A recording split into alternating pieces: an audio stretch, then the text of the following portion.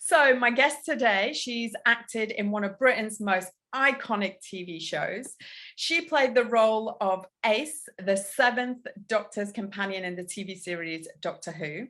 Not only is she a successful actress, but she's a very successful voiceover artist too. Welcome, Sophie Aldred.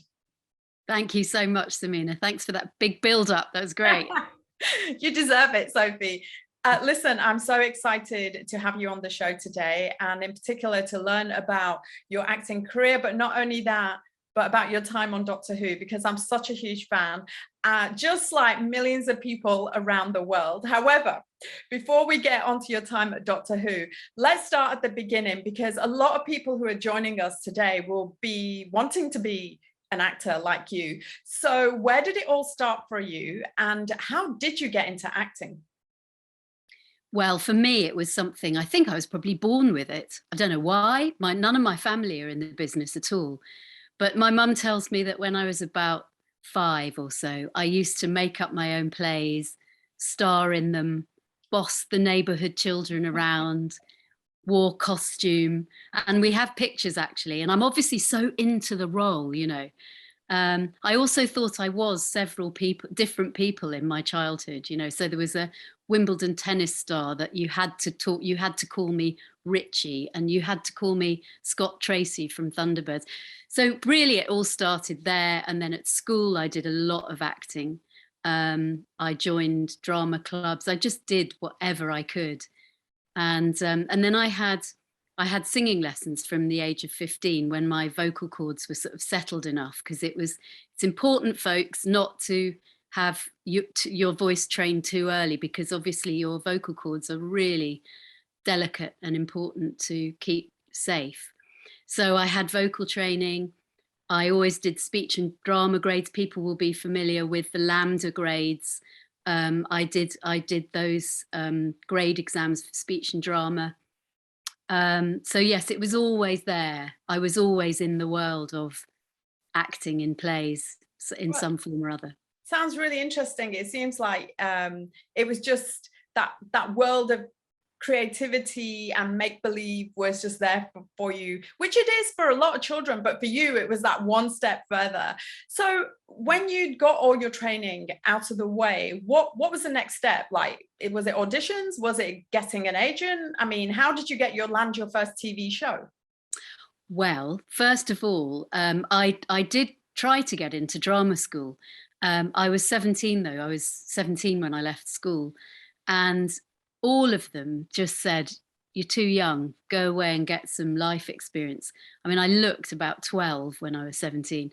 So I decided to go. I went to university actually, and I did a drama degree. There were only 5 universities in the whole of the UK. Can you believe it, in those days, that did drama as a degree? And again, I acted and acted in plays and stuff. And then when I left there, it was like, well, what do you do now? Because in those days, you needed to have an equity card in order to get work. And you couldn't get work without an equity card. So it was this weird catch-22. So I ended up singing in working men's clubs around Manchester to get enough contracts to get me an equity card. And then what did I do next? I worked for a children's theatre company, and which was it was a bit of a dodgy outfit, but it was great fun. And then I thought, right, how am I going to get myself an agent? And I think this is an important thing, Samina, to point out to people, is that as well as being an actress or an actor and really working on your talent all the time, you need to have a bit of a business head on you as well. And you need to be able to think of the future. Okay, what is going to be needed for my next step? And again, I was lucky, I somehow had that. So I thought, right, how can I get an agent? Well, I'll get into a show which is in central London, a fringe show, so that people can easily see me on their way home from work. So I got a little job in a show above a pub in Leicester Square. And sure enough, several agents came to see the show. And one of them said, "Yeah, I'll take you on." So Wow, that's that how was I a got smart the move. agent. That's a very Yeah. shrewd move. Well, And for somebody so young, that's really impressive. Yeah, I think this is it. You have to be proactive. There are plenty of people out there with masses of talent. Talent is not an issue. It's actually, who are you going to be that's going to get the edge over that person? I mean, it sounds a bit like, competitive, but it is. It's a competitive business. You have to accept that that is part of the business. So I would do things as well, like I would make my CV, because in those days we had paper CVs. Can you believe it? And we'd put I'd stick my real photograph onto, my real life photograph onto this CV. And I made it a different color and a different shape to everybody else's, so that it would stick out of a pile of CVs, so you have to kind of think a bit out of the box as well. And so now these days, forgive me, I know very little about acting, so that's why I've got you, the expert here. So in terms of the equity card, what's the situation now currently like for those who want to get into acting? Yes, equity is a great union. It's still, I think, I've been an equity member all my life, well, since I became an actor. However, you don't have to have one to be an actor now. It's great because you've got a union to back you up if you are a member, and basically you can just apply and pay an annual fee to have an equity card. You see, you've got it lucky now, folks. And what about, you mentioned you ended up at university. Do you think it's necessary to get that kind of education to become an actor, or is it not necessary? Because we hear about stories, whether it's in on British TV and film or in Hollywood or wherever it might be, people getting plucked out of obscurity, then doing it incredibly well. What is required? Is training required? Do you know, it's interesting because I never went to drama school in the end. I always meant to. And then when I left university, which was mainly an academic course, it was only that I was choosing to be in all the plays. So I never had any formal training. I learnt kind of on the job. However, I would say that some kind of training, as I said before, I had vocal training, which is really important, I think, to have some kind of voice training. Your voice can get very tired and you need to know how to project your voice, especially if you're going to do theatre or any theatre with kind of singing, which brings me on to another point, which is make sure you've got as many skills as possible. If somebody says, oh, why don't you learn to juggle? Learn to juggle. If you ride a horse, go and learn to ride a horse. I got in to see people through various skills I had. And in fact, that brings me on to Doctor Who, because when I'd done quite a bit of theatre, I'd had a lot of experience. And then my agent put me up for Doctor Who because they wanted somebody who looked younger than they really were and who could ride a motorbike. So they wanted the maturity, but with the youthful kind of, yeah. But this motorbike skill was like random, And I just happened to be able to ride a motorbike, and I had my own bike. And my agent wrote on the back of my publicity photo, "Has her own leathers," and I'm convinced that's why the director asked to see me. Anyway, so any skill can really help you get seen. Do you know what I've seen? Because I've done my research ahead of this interview, looking at various casting platforms and so on, and looking at profiles of actors. And there is a skill thing, they'll put what languages they can speak. They'll also do what accents they can do, as well as, like you said, juggling, expert swimmer or fitness or whatever that might be. And I think perhaps sometimes people forget that all these skills are really critical. I think that's so true. In fact, on Spotlight, which is the casting agent's Bible in a way, it's all online now, but that's where casting agents go to find actors.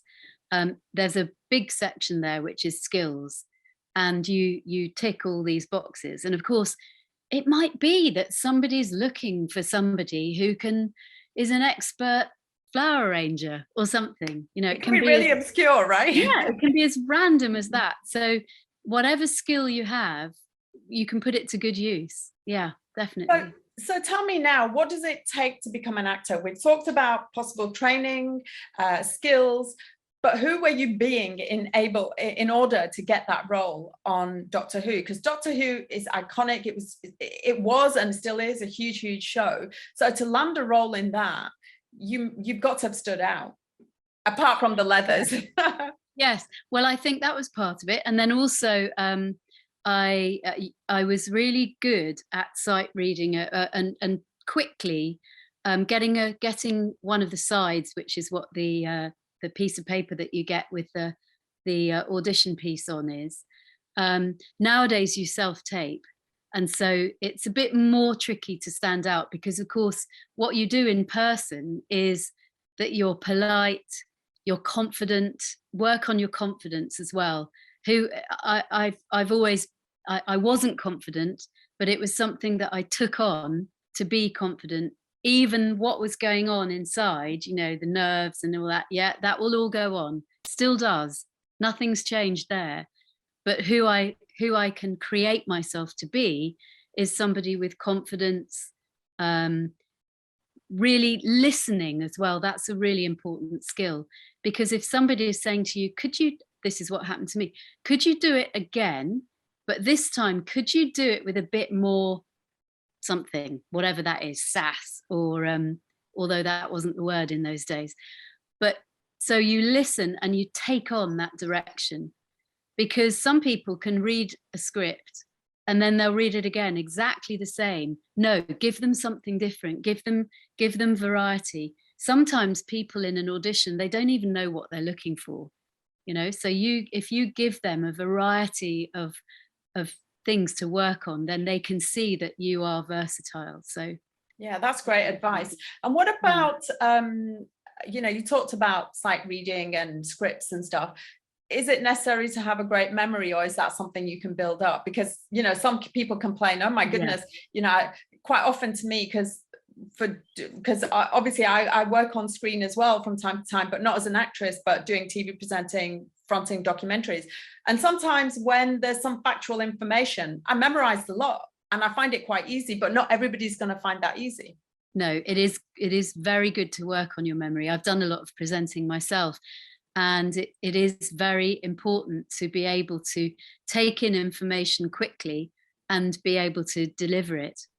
And of course, line learning. I mean, I don't know any actor who loves learning lines.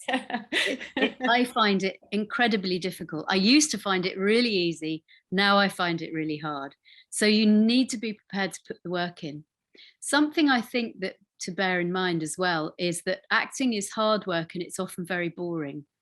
For example, on telly and film, you are sitting around a vast amount of the time, and you need to learn to not get bored, or to be able to kind of have your own resources or get on with people as well.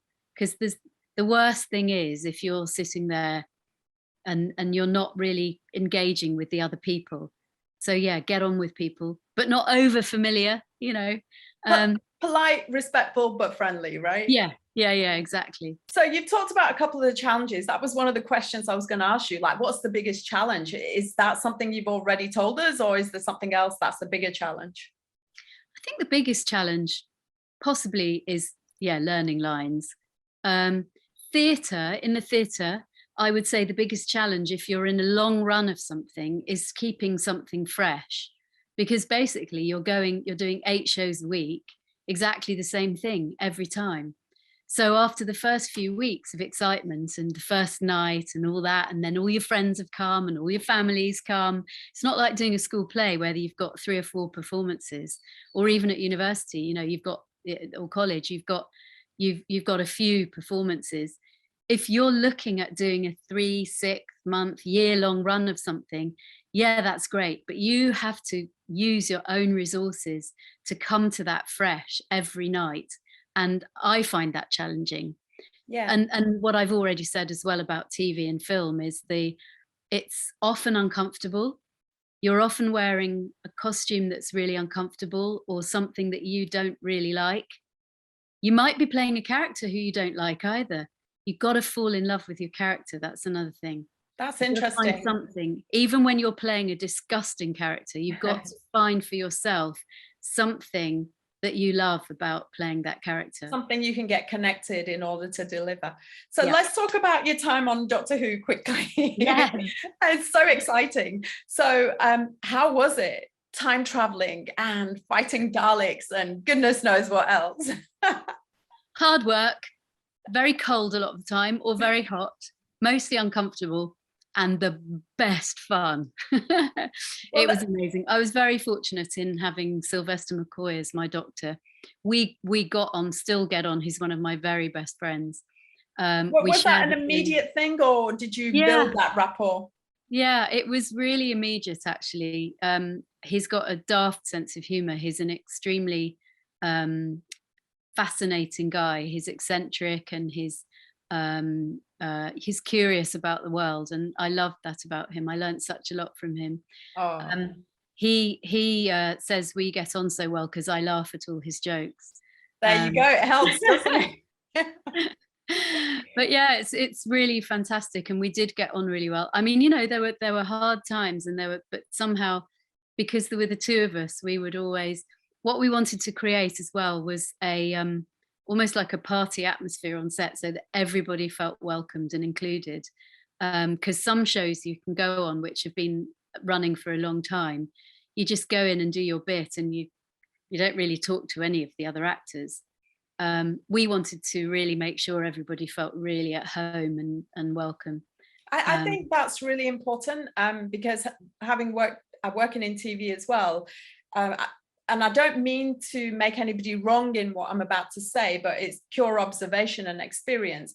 There can be certain times there's suddenly a hierarchy created, because if somebody's on screen, whether it's as acting, presenting, suddenly, you know, everybody else is afraid, or there's a hierarchy created where they're more important than everybody else. And I've never understood that, and I've never liked that, because for me, whether somebody's a presenter on the most popular show on the planet, and whether it's the junior, the runner on the show, for me, they're one and the same. I just never understood the hierarchy. So what was your experience of that? Because you had a leading role. And I love the way you said that you encompassed everybody. Yeah, well, we just did. And the crews were amazing, and loved doing Doctor Who, because it was a chance for, say, costume, makeup, set, visual effects, to let their imaginations really run wild in a way that they couldn't do on many of the other shows that they were involved with. Oh no, we knew everybody by name. We knew the crew. Well, Sylvester didn't, because he's not very good with remembering names.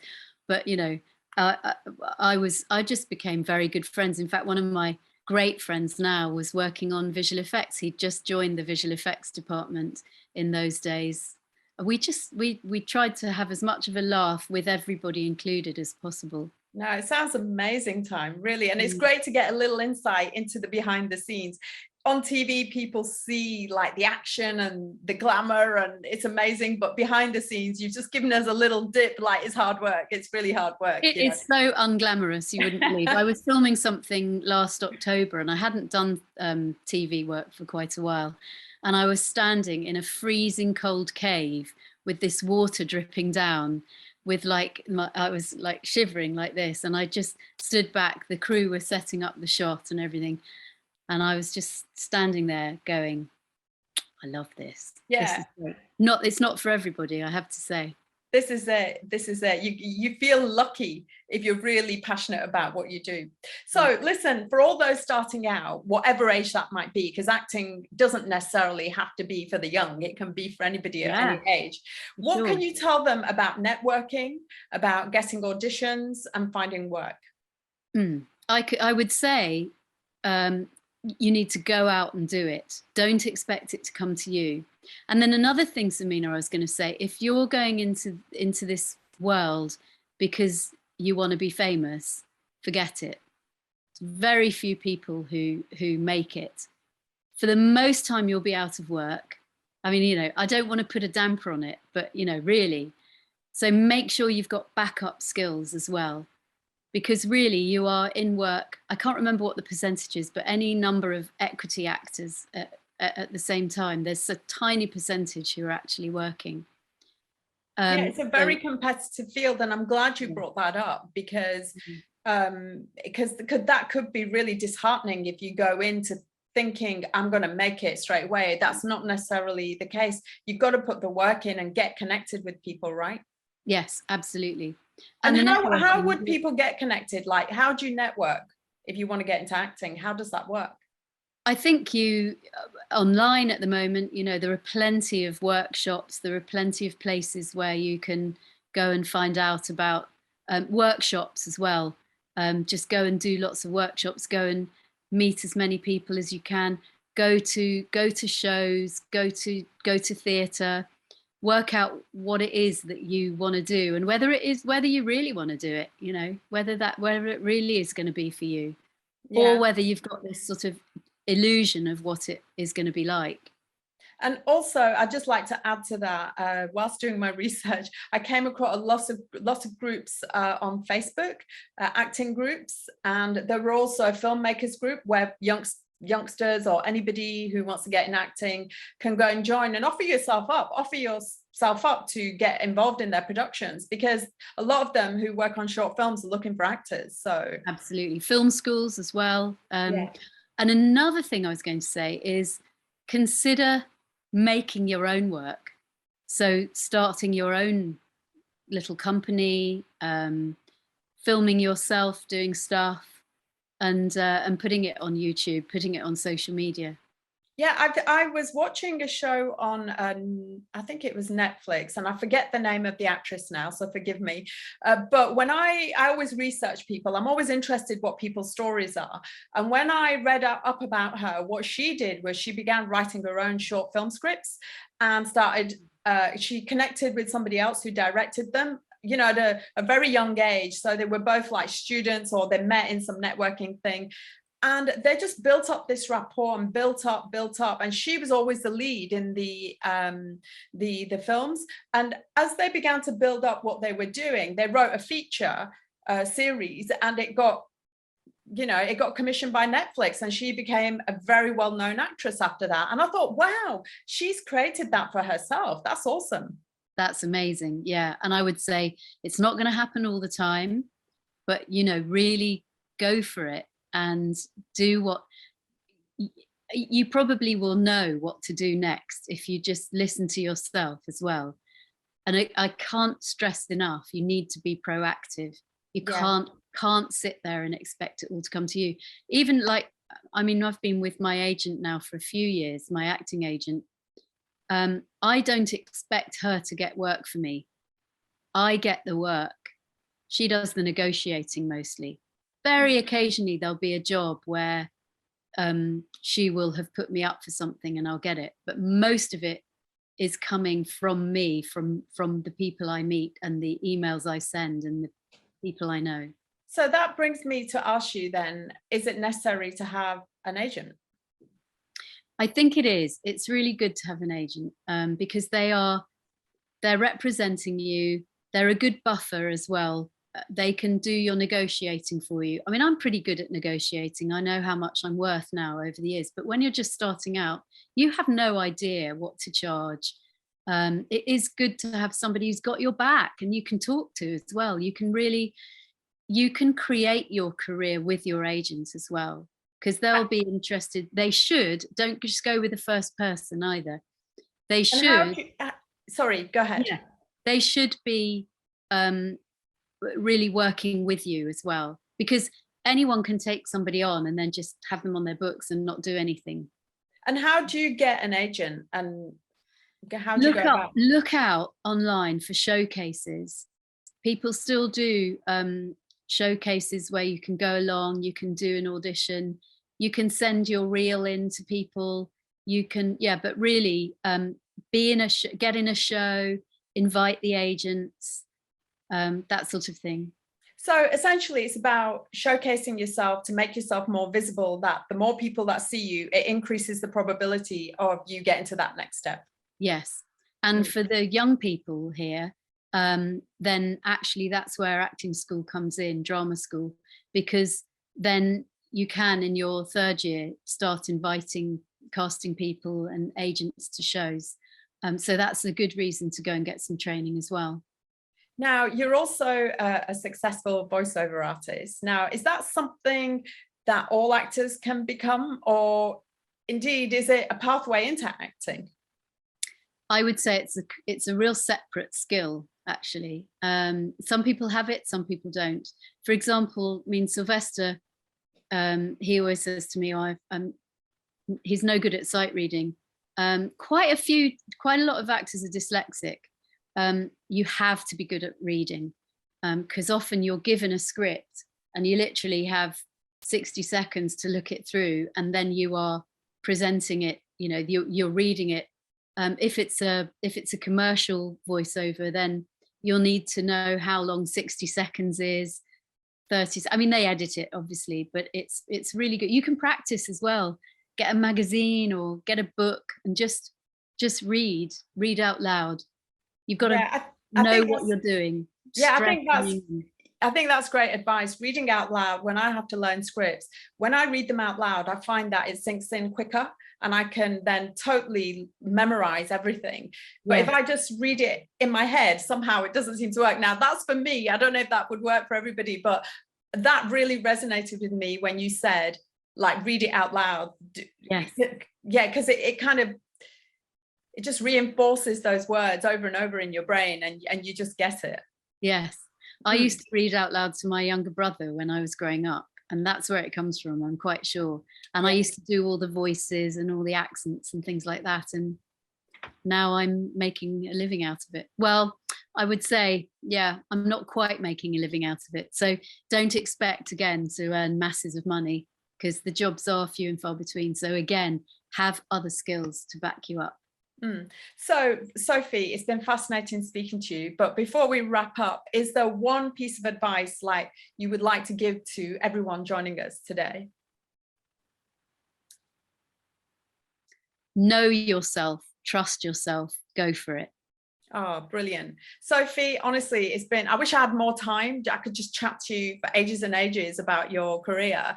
Thank you so much for making time for me and sharing, your pathway into this business and your time at Doctor Who. Thank you so much. Oh, it's such a pleasure, Samina. Thank you for the opportunity. You're welcome.